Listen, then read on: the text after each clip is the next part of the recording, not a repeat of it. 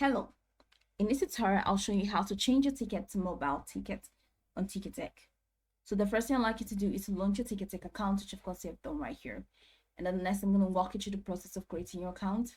So launch in the browser of your choice, and then locate the search bar. In the search bar, type ticketek.com. It's going to take you to the official website for Ticketek. In the website, follow through with the on-screen prompt to create your account. And having done that successfully, it's going to take you to this fantastic homepage, where you can now explore a lot of features to have an exciting time in Ticketek. So now that we're here, let's hop into today's task, which is how to change to mobile ticket.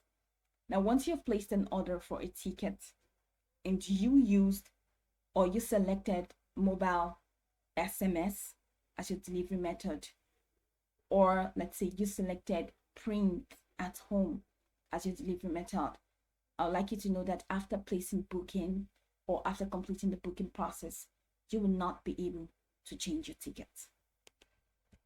Here's what Ticketek has to say. We're unable to offer a change on your chosen delivery method on request.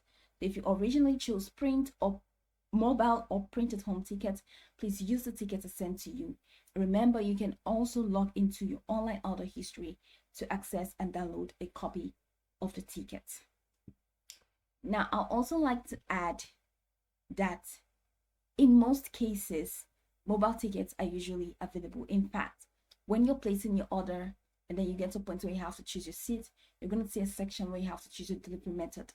Most cases, you just only have the mobile SMS as the only option and not even the print at home option. All right.